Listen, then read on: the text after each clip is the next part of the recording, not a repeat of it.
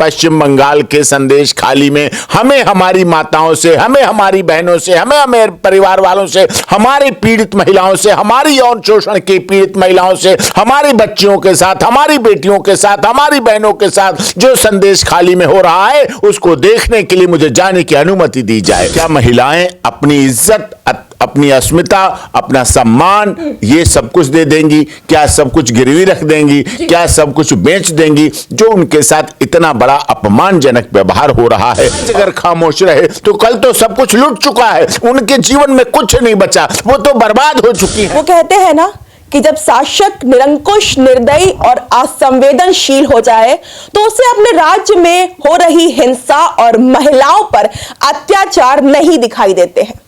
आज यही लाइनें पश्चिम बंगाल की मुख्यमंत्री ममता बनर्जी पर बिल्कुल फिट बैठ रही है। नमस्कार, मैं सेल भारद्वाज, न्यूज़ टीवी देख रहे हैं आप।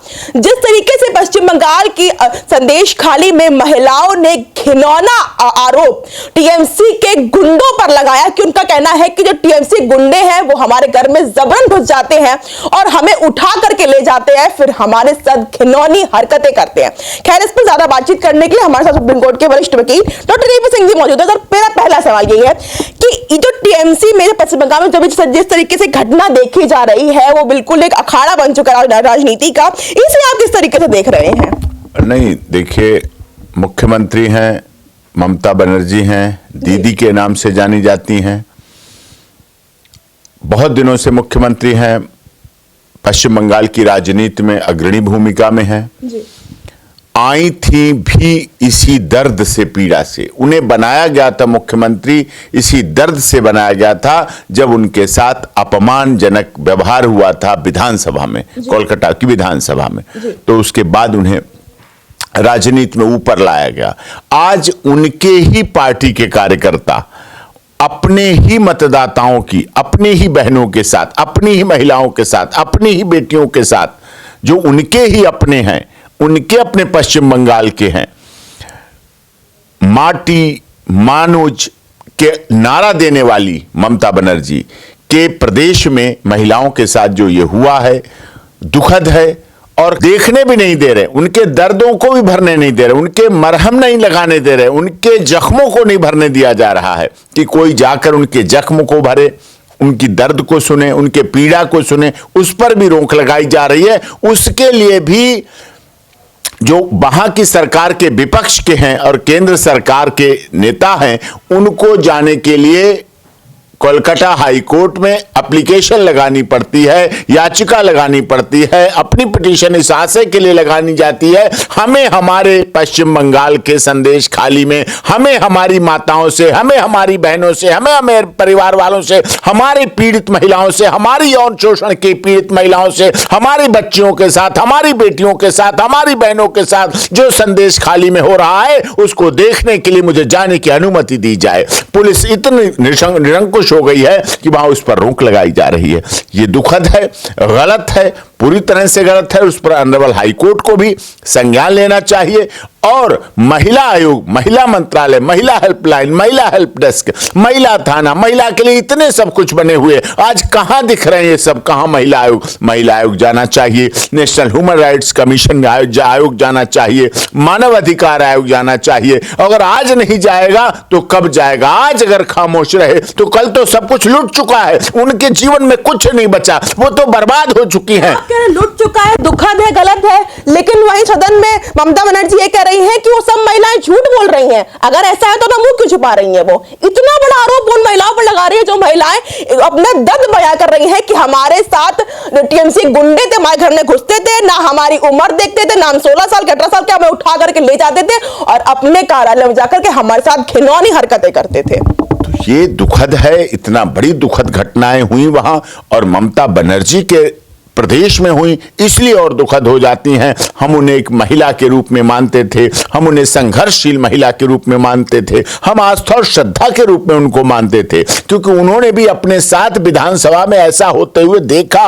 उसके बाद से उन्होंने शपथ ली कि धरती पर लेटूंगी, सिर में बाल में नहीं बांधूंगी, चप्पल पहनूंगी, इस तरह से वो जीवन जी। लेकिन आज उनके राज्य में, उनके मुख्यमंत्रित्व काल में वो अपने पार्टी के पदाधिकारियों पर, अपने कार्यकर्ताओं पर, अपने लोगों पर, अपने नीचे पदाधिकारियों पर रोक नहीं लगा पाई, उनके खिलाफ खुले दिल से एफआईआर नहीं करा पाई, उनको बंद नहीं करा पाई, उनको दंडित नहीं करा पाई और उन पीड़ित, शोषित दलित, मजदूर परिवारों की महिलाओं को न्याय नहीं दिला पाई। ये उनके ऊपर एक काला इतिहास रहेगा, काला टीका रहेगा और संदेश खाली की घटना इस देश के लिए, जब हम पूरी दुनिया के विकसित यात्राएं निकाल रहे हैं, हम विकसित भारत की बात कर रहे हैं, हम सबका साथ, सबका विकास, सबका विश्वास, सबके साथ न्याय का नारा केंद्र सरकार चला रही है और वहां पश्चिम बंगाल में एक हमारा ऐसा राज्य है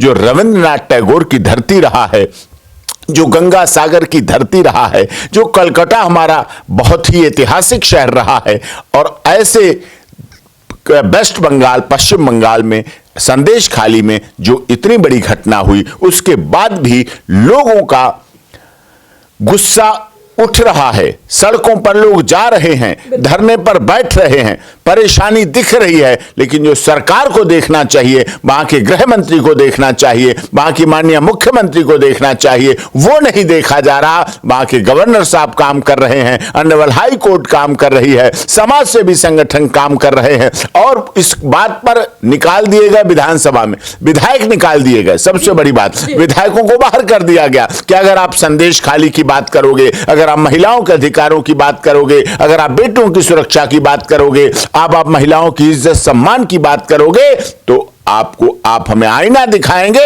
हम आपको उठाकर बाहर फेंक देंगे विधानसभा से। टीएमसी नेता शेख शाहजहां पर सब जगह है घिनौने आरोप लगे हुए हैं, लेकिन ममता बनर्जी तो साफ इनकार कर रही है। क्या लगता है कि वो अपने वोट बैंक को बचाने की कोशिश कर रही है या फिर कुछ और मामला है? नहीं, वोट बैंक ही बचाना उनका मुख्य मकसद है। वो चाहती हैं, हमारे 2024 के चुनाव हैं, आने वाले हैं, आचार संहिता लगने वाली है और इसको किसी तरह से छुपा के, किसी तरह से दबा के, किसी तरह से कुचल के, किसी तरह से रोक कर, किसी तरह से ऐसे चीजों का प्रयोग करके हम 2024 के चुनाव में अपनी सीटें पालें और जिससे कि इस तरह की घटनाएं और बढ़ती रहे। लेकिन लोग जागरूक हो चुके हैं, लोग समझ चुके हैं, लोग समझदार हो चुके हैं, लोगों को पता चल गया है कि इन लोगों का बोलने की क्या बात है, दिखाने की क्या बात होती है। मुंह में इनके राम रहते हैं और बगल में छुरी रहती है, मुंह में महिलाओं की बात करती हैं, महिलाओं की, मेरी माटी, मेरा मानुष, मेरा देश की बात करती हैं और अंदर से उनके, आज जो महिलाएं उन्हें झूठी लग रही हैं, आज उन्हें वो महिलाएं झूठी लग रही हैं, आज वो मुझे उन्हें महिलाएं आरएसएस की लग रही हैं, आज उन्हें महिलाएं आरएसएस के चाल लग रही है। अरे उनके प्रोपेगेंडा है, बीजेपी करवा रही है, साफ आरोप लगा रही है, साफ आरोप लगा रही है। जबकि क्या महिलाएं अपनी इज्जत, अपनी अस्मिता, अपना सम्मान, ये सब कुछ दे देंगी? क्या सब कुछ गिरवी रख देंगी? क्या सब कुछ बेच देंगी? जो उनके साथ इतना बड़ा अपमानजनक व्यवहार हो रहा है और खासकर टीएमसी जो सत्तारूढ़ पार्टी है, उसके पदाधिकारियों के द्वारा, उसके कार्यकर्ताओं के द्वारा, उसके जिम्मेदार लोगों के द्वारा, जो जिम्मेदार लोग हैं उनके द्वारा हो रहा है। इसलिए और अधिक दुखद है और अधिक षड्यंत्र की बू आ रही है और इसमें लोगों की आवाज को दबाने का षड्यंत्र है। आज उनके सबका शोषण हो रहा है। आज ऑनरेबल हाईकोर्ट कलकत्ता को ध्यान देना पड़ रहा है, उनकी याचिका सुननी पड़ रही है, लेकिन उनका महिला आयोग और महिला मंत्रालय और महिला हेल्प और महिला हेल्प डेस्क और महिला थाना पूरी तरह से चुप हैं, पूरी तरह से चुप हैं। उनको दबाया जा रहा है, उनको कुचला जा रहा है। जो संवैधानिक संस्थान थे, जो संवैधानिक संस्थान हमारे देश की महिलाओं, हमारे देश की बेटियों, बच्चियों की सुरक्षा के लिए बनाए गए, उनकी जागरूकता के लिए बनाए गए, उनके संरक्षण के लिए बनाए गए, उन सब महिलाओं का अपमान हो रहा है। और वो अपमान केवल वेस्ट बंगाल की संदेश खाली की महिलाओं का नहीं है। वो ममता बनर्जी को पूरे देश के लोग चाहते थे, लेकिन उन्हें लग गया है आज लोगों को कि ये सब चीजें गलत हैं और ममता बनर्जी की पूरी शह है उसमें। जी, आखिरी में ये पूरा मामला है सुप्रीम कोर्ट जा रहा है, तो अब क्या लगता है सर इसमें आगे क्या कुछ हो सकता है? क्योंकि टीएमसी ने तो एक तरफ कहा कि हम 10 लोगों की कमेटी बनाई थी, लेकिन आज दिन तक ये टाइम इतना हो गया है, 2 महीने हो रहे हैं, लेकिन रिपोर्ट उनके सामने नहीं आई। तो इसमें आगे कुछ क्या होगा? अब आगे देखते हैं। ऑनरेबल हाईकोर्ट में भी मामला पहुंचा हुआ है और उसके बाद जो भी कार्रवाई होगी, कानूनी कार्रवाई होगी। मैं तो कहता हूं अभी भी देर तो बहुत हो चुकी है, लेकिन फिर भी अभी अवसर है कि वो महिला आयोग भी, केंद्र से महिला आयोग जाए, भारत सरकार का यहाँ का जो महिला आयोग है, राष्ट्रीय महिला आयोग है, वो भी उस पर जाए और सघन कठोर कार्रवाई करे और वहां के कमिश्नर, पुलिस कमिश्नर से बात करे और उस पर सख्त से सख्त एक्शन करवाए और एक्शन ले।